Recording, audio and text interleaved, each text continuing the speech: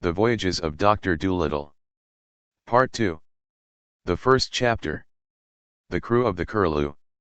From that time on, of course, my position in the town was very different. I was no longer a poor cobbler's son. I carried my nose in the air as I went down the high street with Jip in his gold collar at my side, and snobbish little boys who had despised me before because I was not rich enough to go to school now pointed me out to their friends and whispered, "You see him? He's a doctor's assistant and only 10 years old." But their eyes would have opened still wider with wonder if they had but known that I and the dog that was with me could talk to one another. 2 days after the doctor had been to our house to dinner, he told me very sadly that he was afraid that he would have to give up trying to learn the language of the shellfish, at all events for the present. I'm very discouraged, Stubbins, very. I've tried the mussels and the clams, the oysters and the whelks, cockles and scallops, 7 different kinds of crabs and all the lobster family. I think I'll leave it for the present and go at it again later on. What will you turn to now? I asked. Well, I rather thought of going on a voyage, Stubbins. It's quite a time now since I've been away. And there is a great deal of work waiting for me abroad.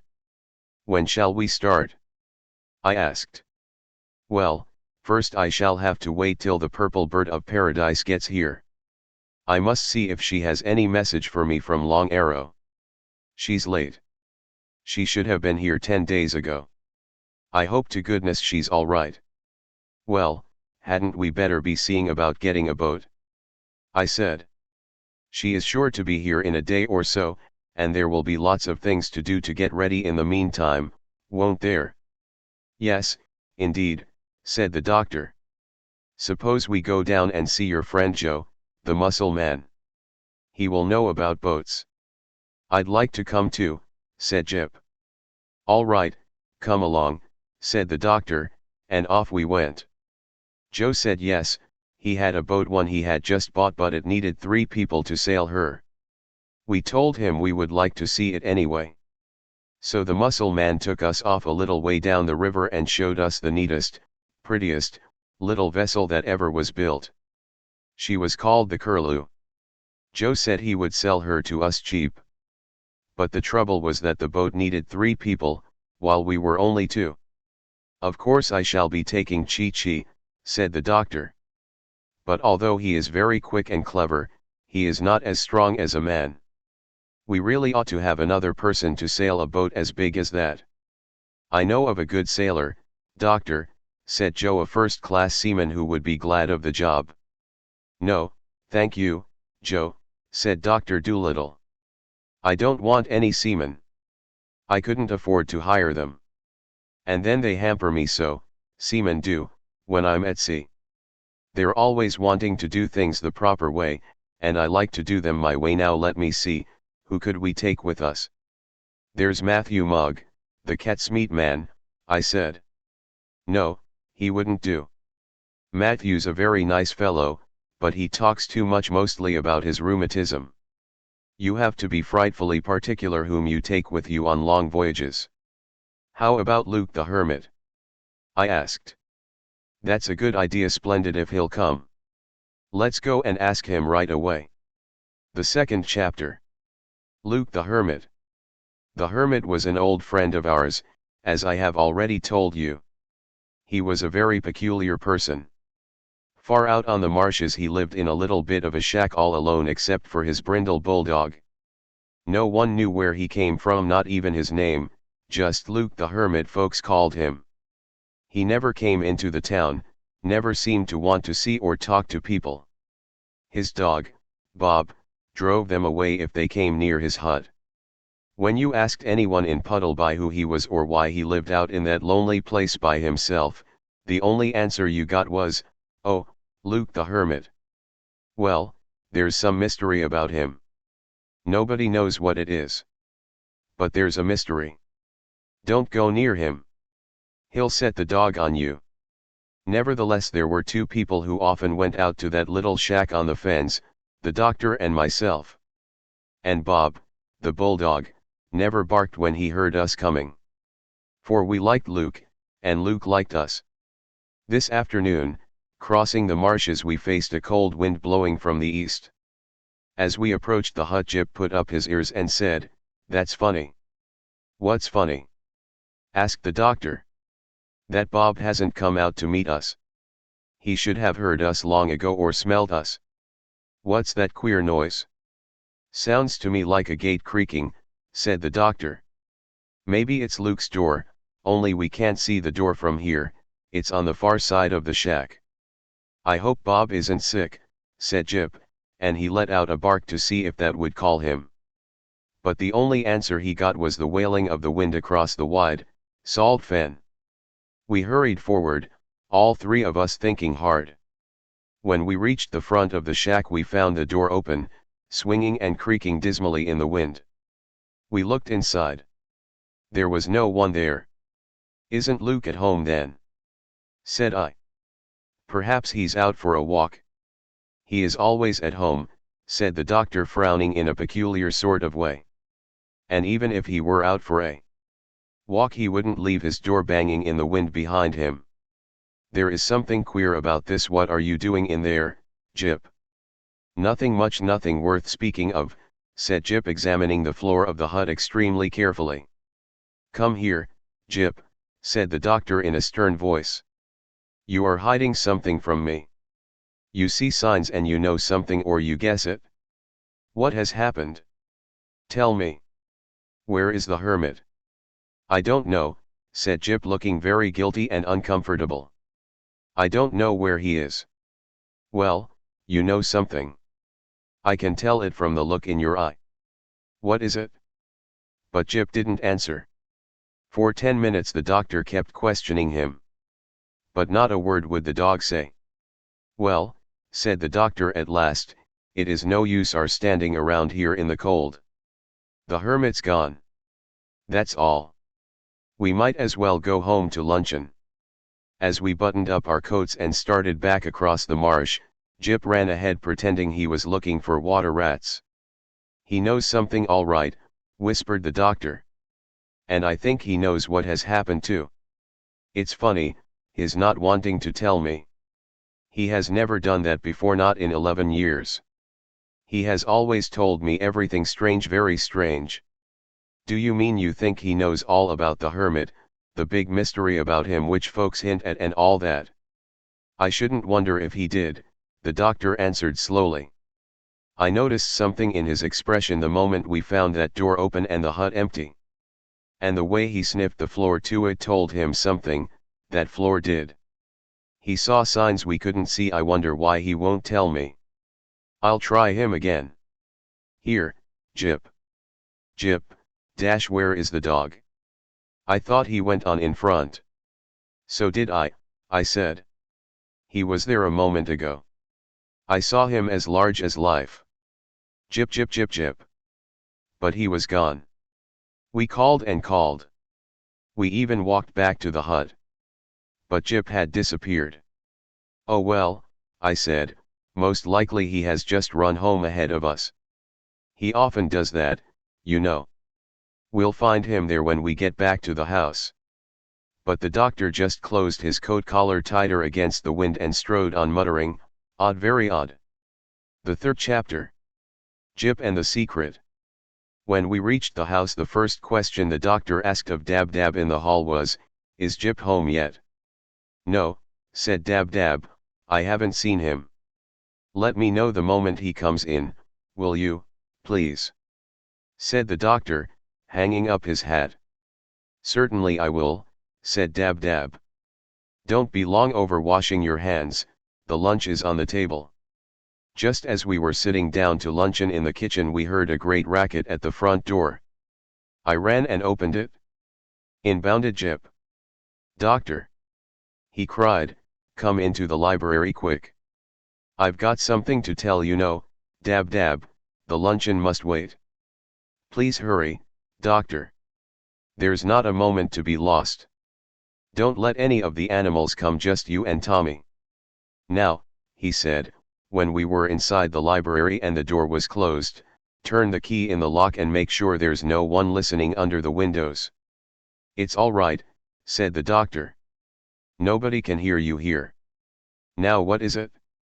Well, doctor, said Jip, he was badly out of breath from running, I know all about the hermit, I have known for years. But I couldn't tell you. Why? Asked the doctor. Because I'd promised not to tell anyone. It was Bob, his dog, that told me.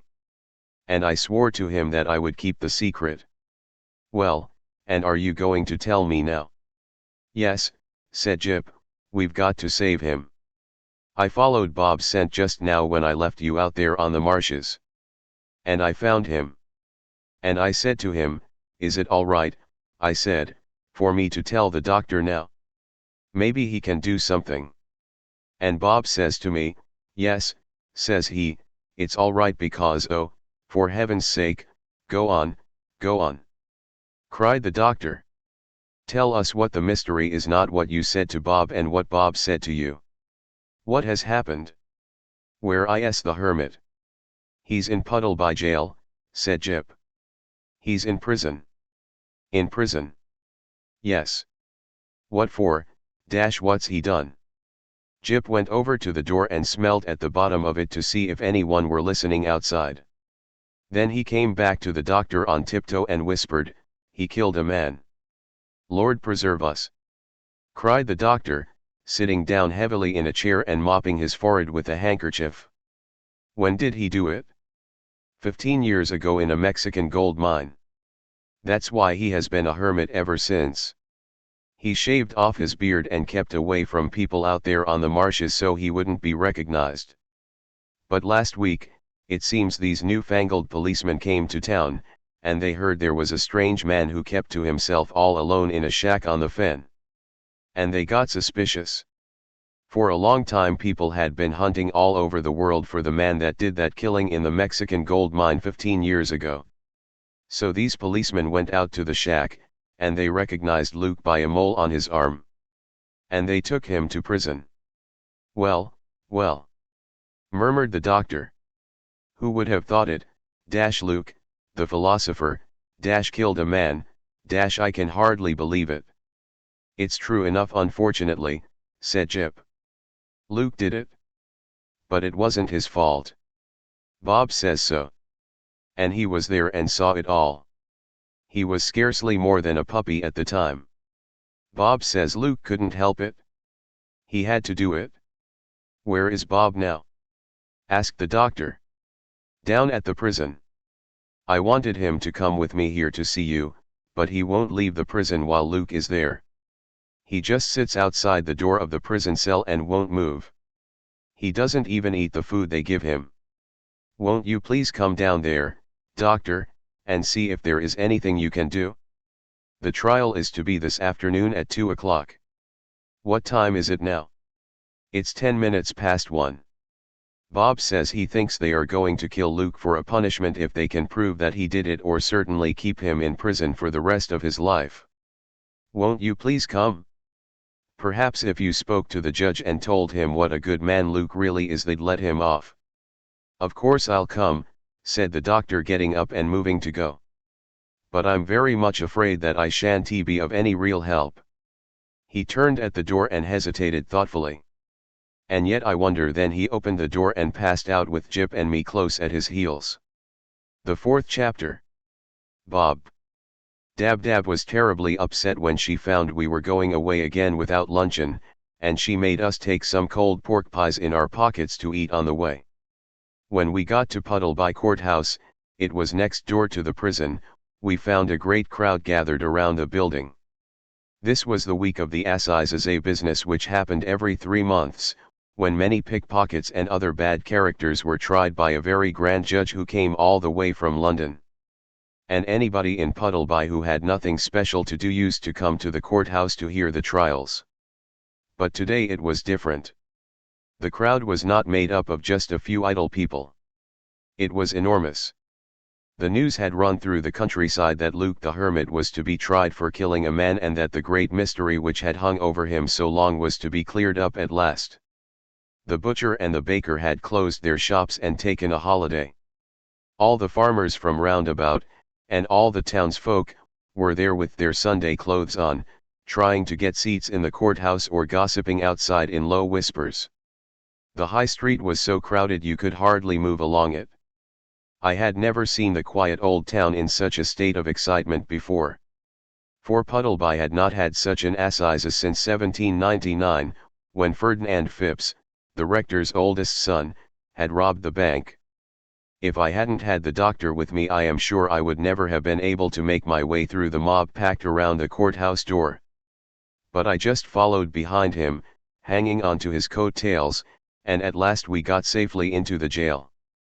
"I want to see Luke," said the doctor to a very grand person in a blue coat with brass buttons standing at the door. "Ask at the superintendent's office," said the man. "Third door on the left down the corridor." "Who is that person you spoke to, doctor?" I asked as we went along the passage. "He is a policeman." "And what are policemen?" "Policemen? They are to keep people in order. They've just been invented by Sir Robert Peel. That's why they are also called peelers sometimes. It is a wonderful age we live in. They're always thinking of something new. This will be the superintendent's office, I suppose." From there another policeman was sent with us to show us the way.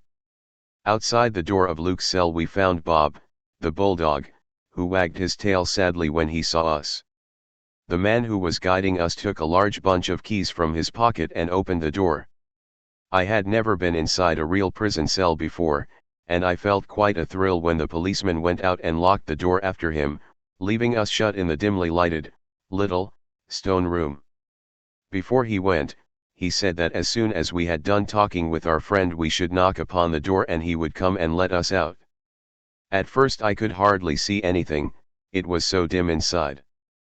But after a little I made out a low bed against the wall, under a small barred window. On the bed, staring down at the floor between his feet, sat the hermit, his head resting in his hands. "Well, Luke," said the doctor in a kindly voice, "they don't give you much light in here, do they?" Very slowly the hermit looked up from the floor. "Hello, John Dolittle. What brings you here?" "I've come to see you. I would have been here sooner, only I didn't hear about all this till a few minutes ago. I went to your hut to ask you if you would join me on a voyage, and when I found it empty I had no idea where you could be. I am dreadfully sorry to hear about your bad luck. I've come to see if there is anything I can do." Luke shook his head. "No, I don't imagine there is anything can be done. They've caught me at last. That's the end of it, I suppose." He got up stiffly and started walking up and down the little room. "In a way I'm glad it's over," said he. "I never got any peace, always thinking they were after me, afraid to speak to anyone. They were bound to get me in the end. Yes, I'm glad it's over." Then the doctor talked to Luke for more than half an hour, trying to cheer him up, while I sat around wondering what I ought to say and wishing I could do something. At last the doctor said he wanted to see Bob, and we knocked upon the door and were let out by the policeman. "Bob," said the doctor to the big bulldog in the passage, "come out with me into the porch. I want to ask you something." "How is he, doctor?" asked Bob as we walked down the corridor into the courthouse porch. "Oh, Luke's all right. Very miserable of course, but he's all right. Now tell me, Bob, you saw this business happen, didn't you? You were there when the man was killed, eh?" "I was, doctor," said Bob, "and I tell you." "All right," the doctor interrupted, "that's all I want to know for the present. There isn't time to tell me more now. The trial is just going to begin.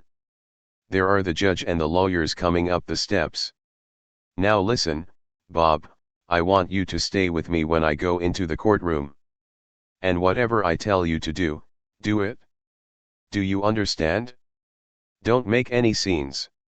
Don't bite anybody, no matter what they may say about Luke. Just behave perfectly quietly and answer any question I may ask you truthfully. Do you understand?" "Very well. But do you think you will be able to get him off, doctor?" asked Bob. "He's a good man, doctor. He really is." There never was a better. We'll see, Bob. It's a new thing I'm going to try. I'm not sure the judge will allow it. But well, we'll see. It's time to go into the courtroom now. Don't forget what I told you. Remember, for heaven's sake don't start biting anyone or you'll get us all put out and spoil everything. The 5th chapter. Mendoza. Inside the courtroom everything was very solemn and wonderful. It was a high, big room. Raised above the floor, against the wall was the judge's desk, and here the judge was already sitting, an old, handsome man in a marvelous big wig of grey hair and a gown of black. Below him was another wide, long desk at which lawyers in white wigs sat. The whole thing reminded me of a mixture between a church and a school. Those 12 men at the side, whispered the doctor, those in pews like a choir, they are what is called the jury. It is they who decide whether Luke is guilty, whether he did it or not. And look, I said, there's Luke himself in a sort of pulpit thing with policemen each side of him. And there's another pulpit, the same kind, the other side of the room, see only that one's empty. That one is called the witness box, said the doctor. Now I'm going down to speak to one of those men in white wigs, and I want you to wait here and keep these 2 seats for us. Bob will stay with you. Keep an eye on him, better hold on to his collar. I shan't be more than a minute or so. With that the doctor disappeared into the crowd which filled the main part of the room. Then I saw the judge take up a funny little wooden hammer and knock on his desk with it. This, it seemed, was to make people keep quiet, for immediately everyone stopped buzzing and talking and began to listen very respectfully. Then another man in a black gown stood up and began reading from a paper in his hand. He mumbled away exactly as though he were saying his prayers and didn't want anyone to understand what language they were in. But I managed to catch a few words, biz, otherwise known as Luke the Hermit, of biz for killing his partner with biz, otherwise known as Bluebeard Bill on the night of the biz in the biz of Mexico. Therefore Her Majesty's biz. At this moment I felt someone take hold of my arm from the back, and turning round I found the doctor had returned with one of the men in white wigs. Stubbins, this is Mr. Percy Jenkins, said the doctor. He is Luke's lawyer. It is his business to get Luke off if he can. Mr. Jenkins seemed to be an extremely young man with a round smooth face like a boy. He shook hands with me and then immediately turned and went on talking with the doctor. Oh, I think it is a perfectly precious idea, he was saying. Of course the dog must be admitted as a witness, he was the only one who saw the thing take place. I'm awfully glad you came. I wouldn't have missed this for anything. My hat? Won't it make the old court sit up? They're always frightfully dull, these assizes. But this will stir things. A bulldog witness for the defense. I do hope there are plenty of reporters present. Yes, there's one making a sketch of the prisoner.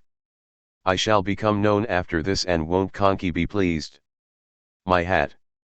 He put his hand over his mouth to smother a laugh and his eyes fairly sparkled with mischief. Who is Conky? I asked the doctor. Sh. He is speaking of the judge up there, the Honorable Eustace Beecham Conc Clay. Now, said Mr. Jenkins, bringing out a notebook, tell me a little more about yourself, doctor. You took your degree as Doctor of Medicine at Durham, I think you said. And the name of your last book was? I could not hear any more, for they talked in whispers, and I fell to looking round the court again.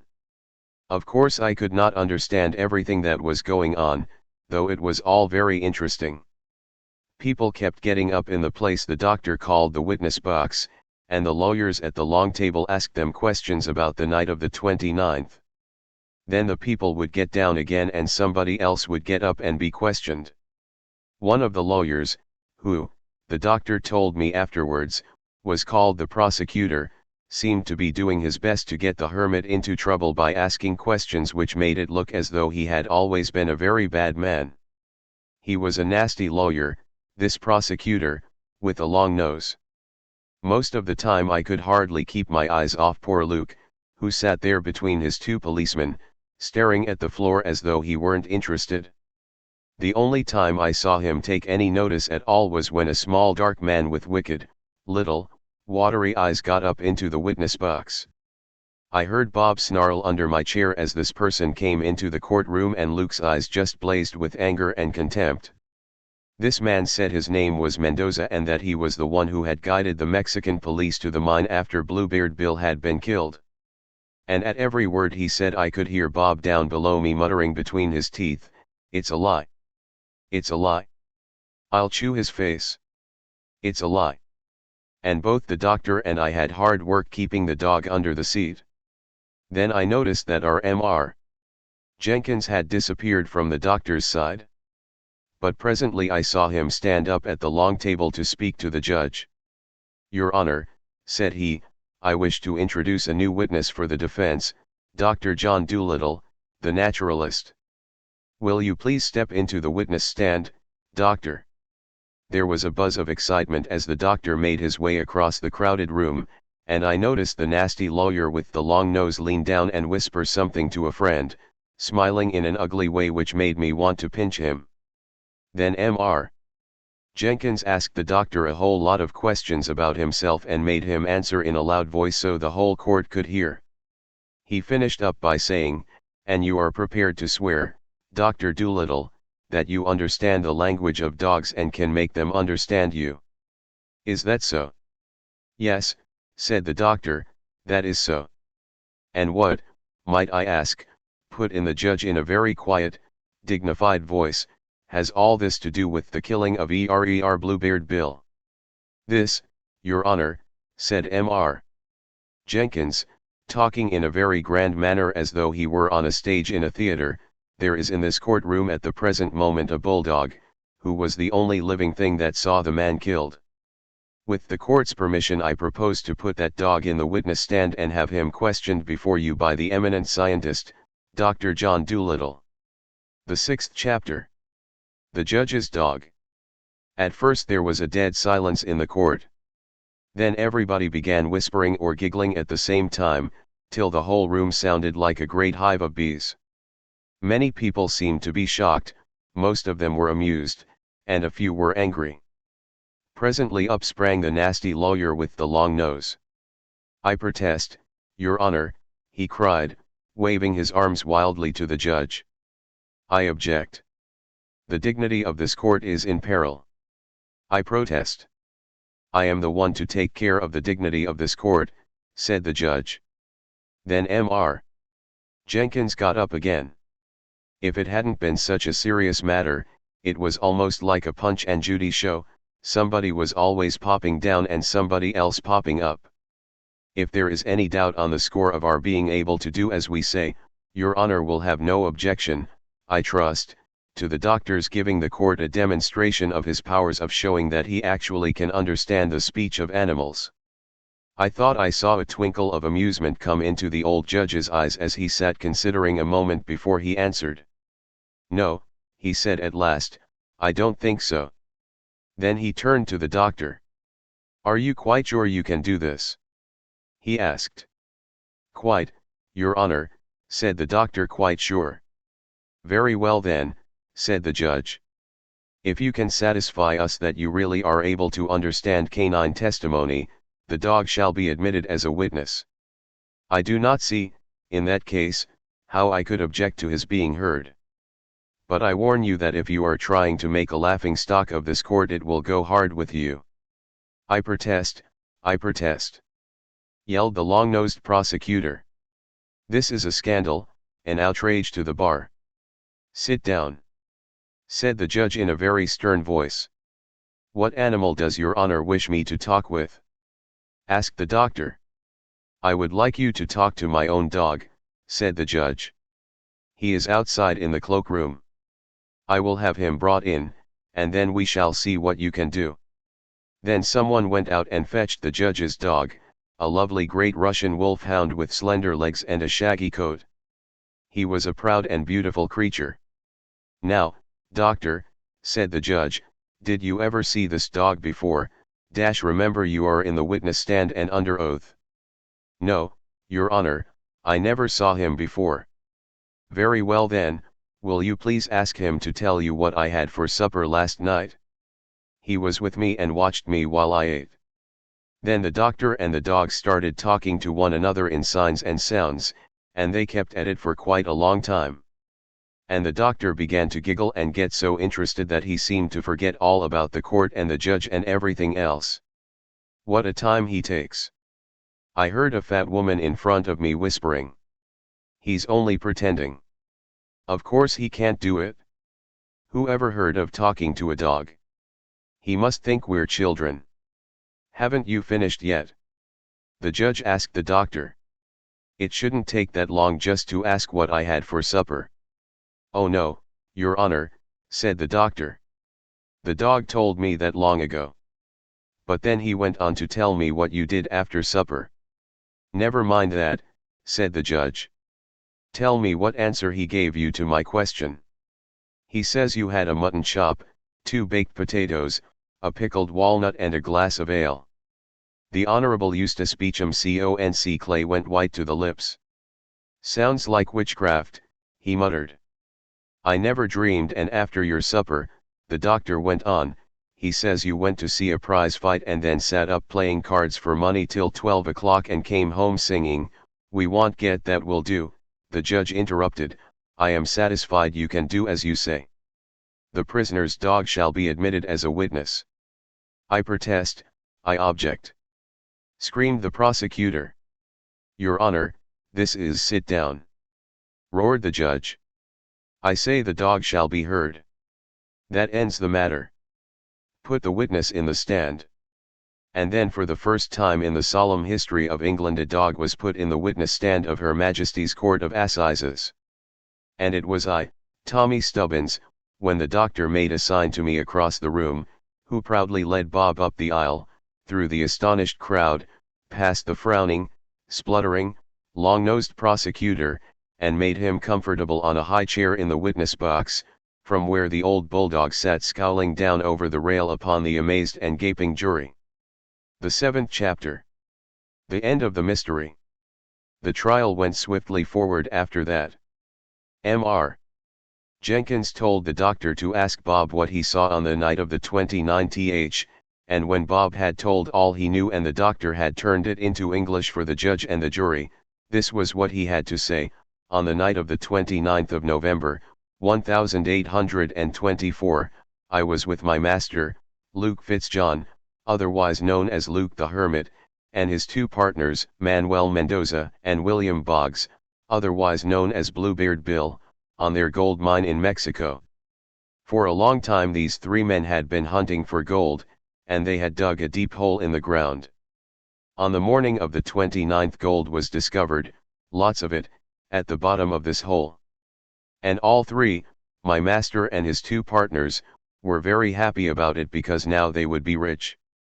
But Manuel Mendoza asked Bluebeard Bill to go for a walk with him. These 2 men I had always suspected of being bad. So when I noticed that they left my master behind, I followed them secretly to see what they were up to. And in a deep cave in the mountains I heard them arrange together to kill Luke the Hermit so that they should get all the gold and he have none. At this point the judge asked, where is the witness Mendoza? Constable, see that he does not leave the court. But the wicked little man with the watery eyes had already sneaked out when no one was looking and he was never seen in Puddleby again. Then, Bob's statement went on, I went to my master and tried very hard to make him understand that his partners were dangerous men. But it was no use. He did not understand dog language. So I did the next best thing, I never let him out of my sight but stayed with him every moment of the day and night. Now the hole that they had made was so deep that to get down and up it you had to go in a big bucket tied on the end of a rope, and the 3 men used to haul one another up and let one another down the mine in this way.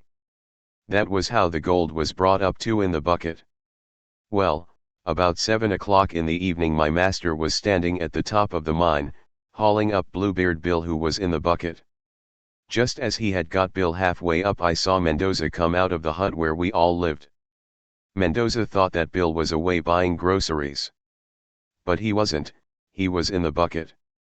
And when Mendoza saw Luke hauling and straining on the rope, he thought he was pulling up a bucketful of gold. So he drew a pistol from his pocket and came sneaking up behind Luke to shoot him. I barked and barked to warn my master of the danger he was in, but he was so busy hauling up Bill, who was a heavy fat man, that he took no notice of me. I saw that if I didn't do something quick he would surely be shot. So I did a thing I've never done before. Suddenly and savagely I bit my master in the leg from behind. Luke was so hurt and startled that he did just what I wanted him to do. He let go the rope with both hands at once and turned round. And then, crash! Down went Bill in his bucket to the bottom of the mine, and he was killed. While my master was busy scolding me, Mendoza put his pistol in his pocket, came up with a smile on his face and looked down the mine.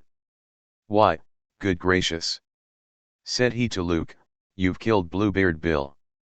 I must go and tell the police," hoping, you see, to get the whole mine to himself when Luke should be put in prison. Then he jumped on his horse and galloped away.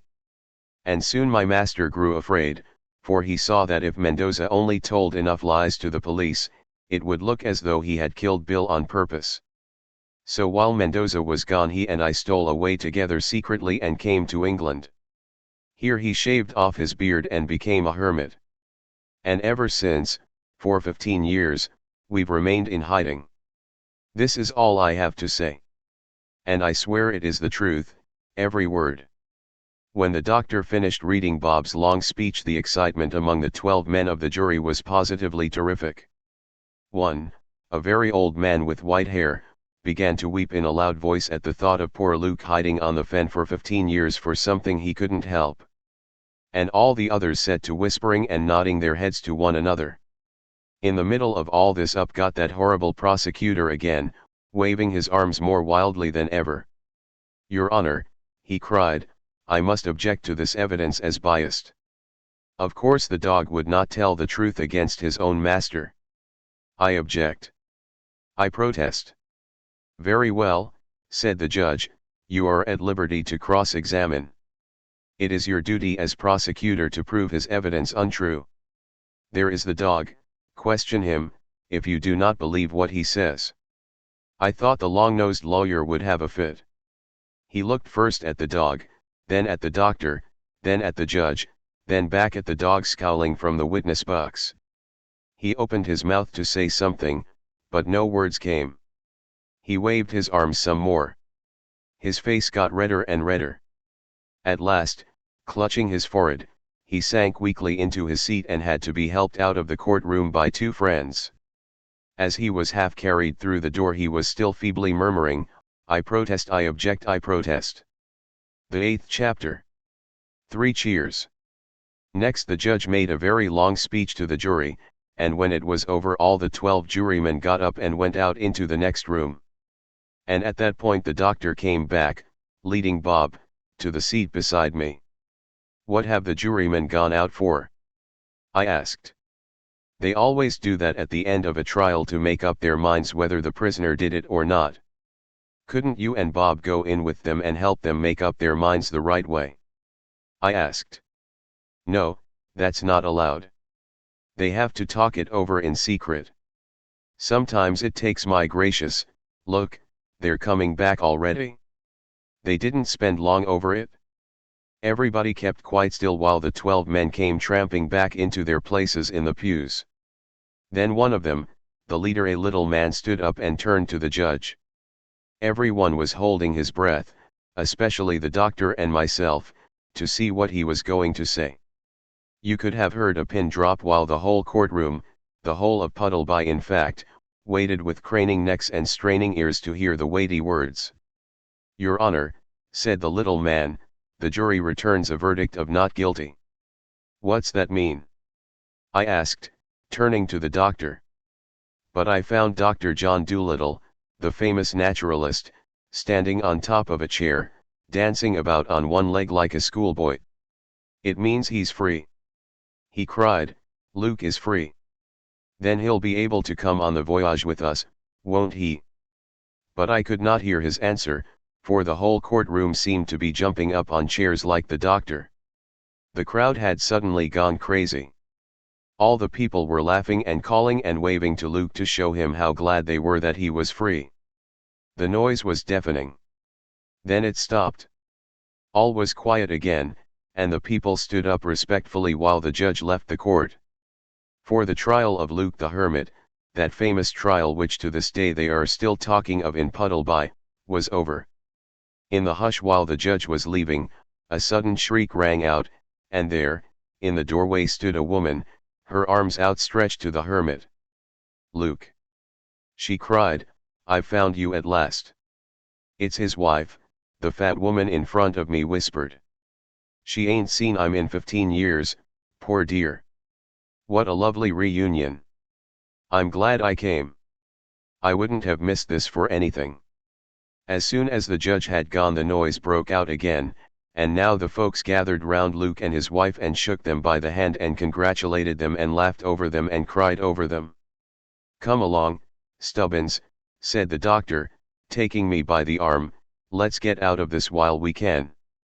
"But aren't you going to speak to Luke?" I said, "to ask him if he'll come on the voyage." "It wouldn't be a bit of use," said the doctor. "His wife's come for him. No man stands any chance of going on a voyage when his wife hasn't seen him in 15 years. Come along. Let's get home to tea. We didn't have any lunch, remember. And we've earned something to eat. We'll have one of those mixed meals, lunch and tea combined with watercress and ham.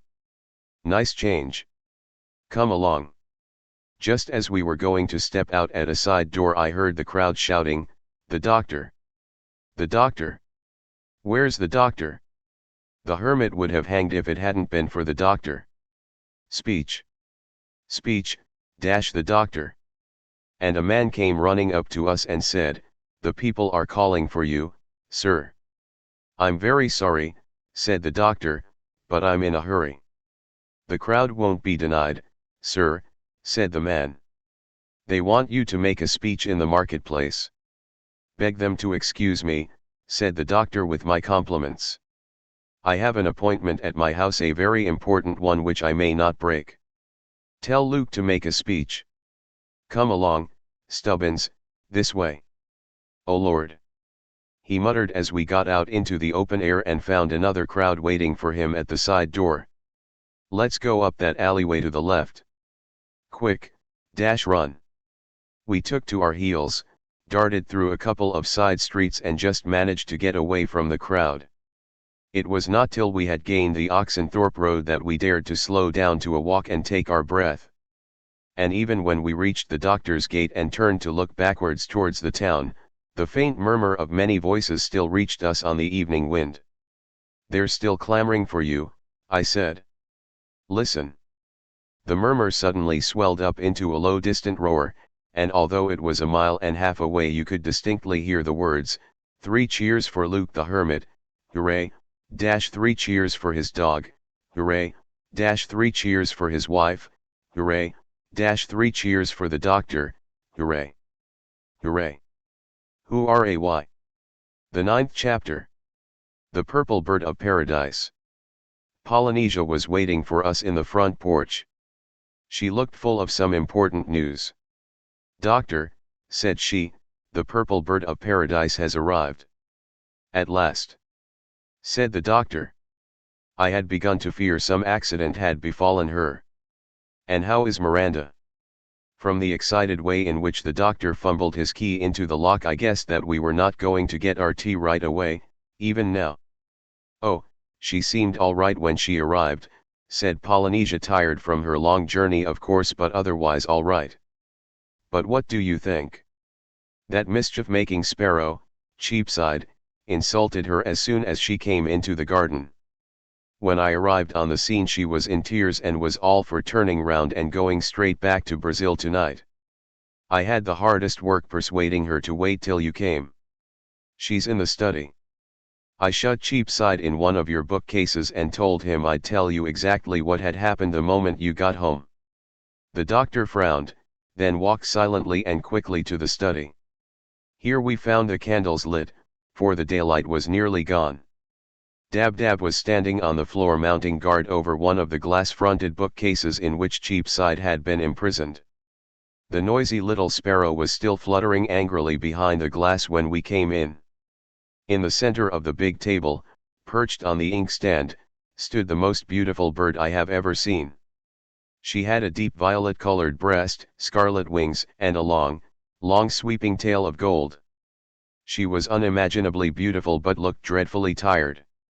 Already she had her head under her wing, and she swayed gently from side to side on top of the inkstand like a bird that has flown long and far. "Sh," said Dab-Dab. "Miranda is asleep.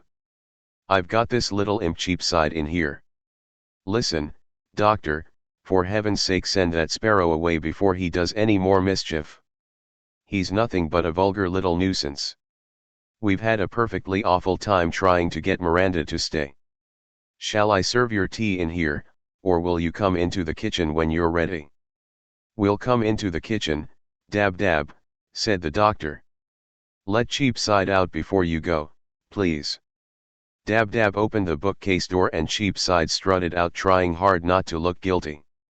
"Cheapside," said the doctor sternly, "what did you say to Miranda when she arrived?" "I didn't say nothing, Doc, straight I didn't. That is, nothing much. I was picking up crumbs off the gravel path when she comes swanking into the garden, turning up her nose in all directions, as though she owned the earth just because she's got a lot of colored plumage. A London sparrow's as good as her any day. I don't hold by these gaudy baities and foreigners nohow. Why don't they stay in their own country?" "But what did you say to her that got her so offended?" "All I said was, you don't belong in an English garden, you ought to be in a milliner's window. That's all. You ought to be ashamed of yourself, Cheapside. Don't you realize that this bird has come thousands of miles to see me only to be insulted by your impertinent tongue as soon as she reaches my garden? What do you mean by it? If she had gone away again before I got back tonight I would never have forgiven you. Leave the room." Sheepishly, but still trying to look as though he didn't care, Cheapside hopped out into the passage and Dab-Dab closed the door. The doctor went up to the beautiful bird on the inkstand and gently stroked its back. Instantly its head popped out from under its wing. The 10th chapter. Long Arrow, the son of Golden Arrow. "Well, Miranda," said the doctor. "I'm terribly sorry this has happened. But you mustn't mind Cheapside, he doesn't know any better. He's a city bird, and all his life he has had to squabble for a living. You must make allowances. He doesn't know any better." Miranda stretched her gorgeous wings wearily. Now that I saw her awake and moving I noticed what a superior, well-bred manner she had. There were tears in her eyes and her beak was trembling. "I wouldn't have minded so much," she said in a high silvery voice, "if I hadn't been so dreadfully worn out that and something else," she added beneath her breath. "Did you have a hard time getting here?" asked the doctor. "The worst passage I ever made," said Miranda. "The weather well there. What's the use? I'm here anyway." "Tell me," said the doctor as though he had been impatiently waiting to say something for a long time, "what did Long Arrow say when you gave him my message?" The purple bird of paradise hung her head. "That's the worst part of it," she said. "I might almost as well have not come at all. I wasn't able to deliver your message. I couldn't find him. Long Arrow, the son of Golden Arrow, has disappeared." "Disappeared?" cried the doctor. "Why, what's become of him?" "Nobody knows," Miranda answered. "He had often disappeared before, as I have told you, so that the Indians didn't know where he was. But it's a mighty hard thing to hide away from the birds. I had always been able to find some owl or martin who could tell me where he was if I wanted to know. But not this time. That's why I'm nearly a fortnight late in coming to you. I kept hunting and hunting, asking everywhere. I went over the whole length and breadth of South America. But there wasn't a living thing could tell me where he was." There was a sad silence in the room after she had finished, The doctor was frowning in a peculiar sort of way and Polynesia scratched her head. "Did you ask the black parrots?" asked Polynesia.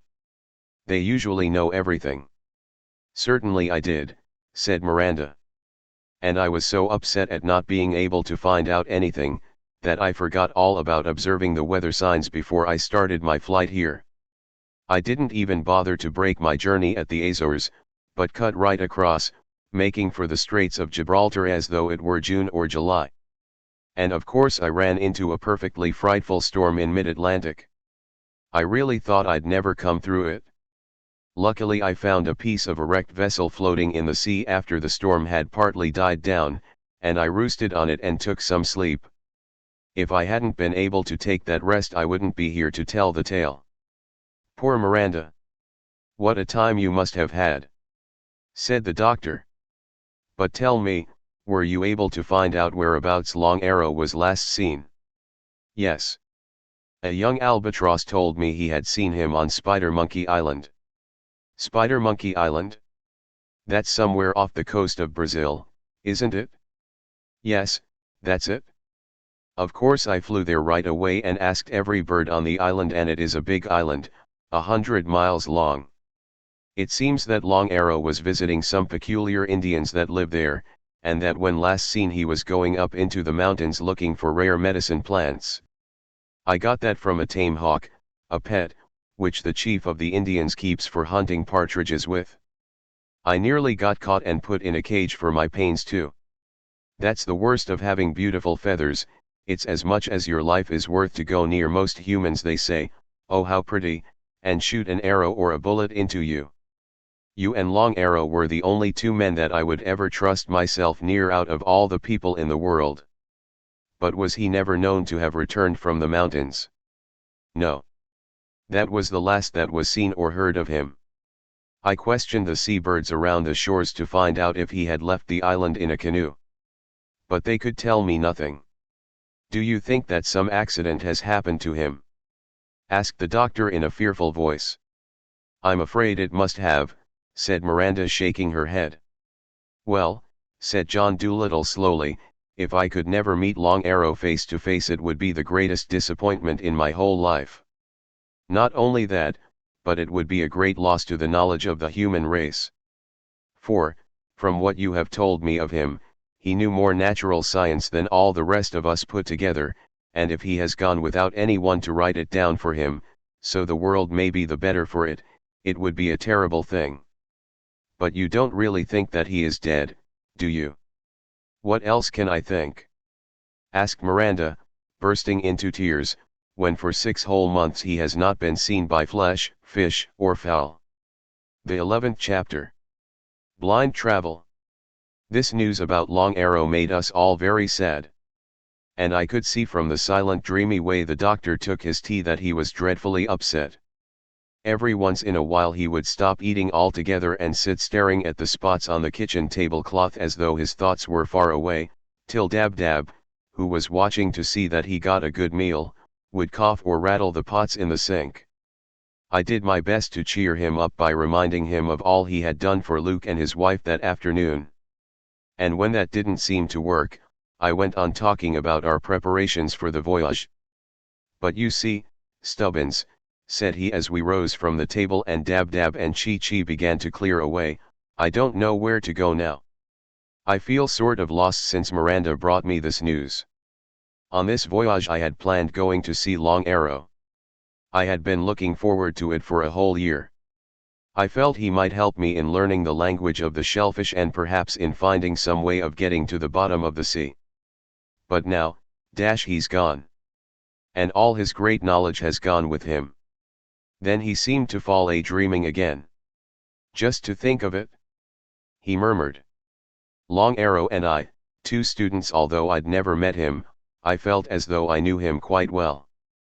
For, in his way without any schooling he has, all his life, been trying to do the very things which I have tried to do in mine, and now he's gone, a whole world lay between us and only a bird knew us both."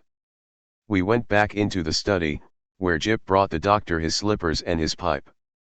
And after the pipe was lit and the smoke began to fill the room, the old man seemed to cheer up a little.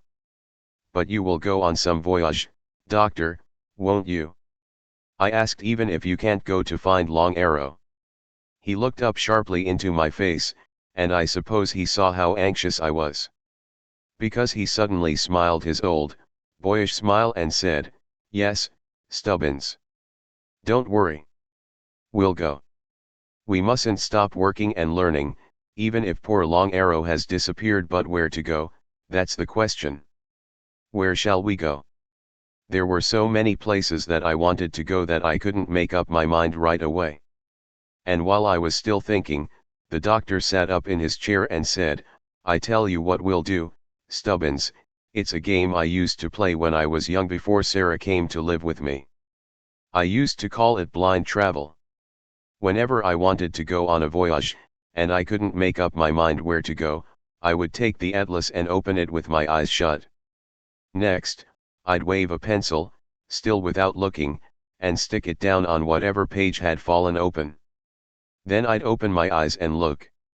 It's a very exciting game, is blind travel. Because you have to swear, before you begin, that you will go to the place the pencil touches, come what way. Shall we play it?" "Oh, let's!" I almost yelled. "How thrilling! I hope it's China or Borneo or Baghdad." And in a moment I had scrambled up the bookcase, dragged the big atlas from the top shelf and laid it on the table before the doctor. I knew every page in that atlas by heart. How many days and nights I had lingered over its old faded maps, following the blue rivers from the mountains to the sea, wondering what the little towns really looked like, and how wide were the sprawling lakes. I had had a lot of fun with that atlas, traveling, in my mind, all over the world. I can see it now. The first page had no map, it just told you that it was printed in Edinburgh in 1808, and a whole lot more about the book. The next page was the solar system, showing the sun and planets, the stars, and the moon. The third page was the chart of the North and South Poles. Then came the hemispheres, the oceans, the continents, and the countries. As the doctor began sharpening his pencil, a thought came to me. "What if the pencil falls upon the North Pole?" I asked. "Will we have to go there?" "No. The rules of the game say you don't have to go any place you've been to before. You are allowed another try. I've been to the North Pole," he ended quietly, "so we shan't have to go there." I could hardly speak with astonishment. "You've been to the North Pole?" I managed to gasp out at last. "But I thought it was still undiscovered. The map shows all the places explorers have reached to, trying to get there. Why isn't your name down if you discovered it?" "I promised to keep it a secret."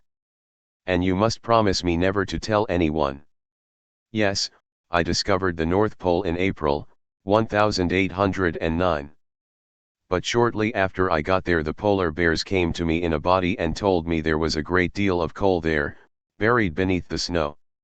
They knew, they said, that human beings would do anything, and go anywhere, to get coal. So would I please keep it a secret?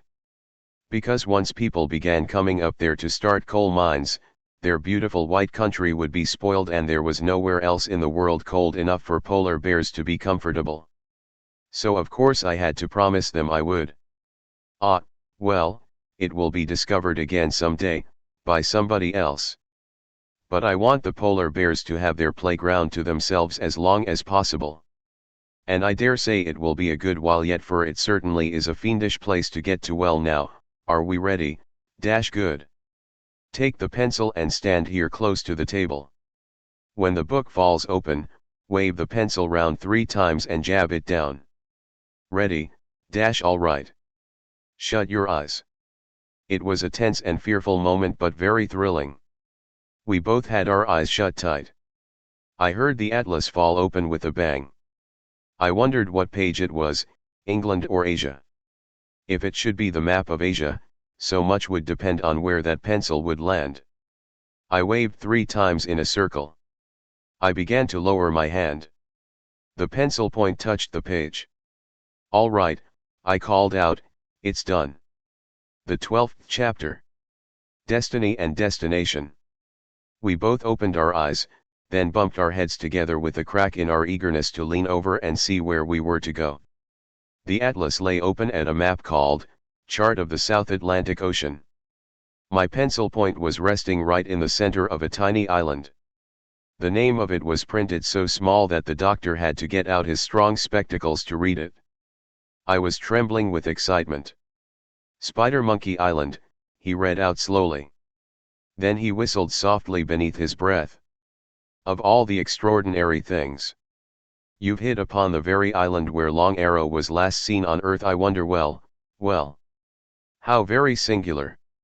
We'll go there, Doctor, won't we? I asked. Of course we will. The rules of the game say we've got to. I'm so glad it wasn't Oxenthorpe or Bristol, I said. It'll be a grand voyage, this. Look at all the sea we've got to cross. Will it take us long? Oh, no, said the doctor, not very. With a good boat and a good wind we should make it easily in 4 weeks. But isn't it extraordinary? Of all the places in the world you picked out that one with your eyes shut.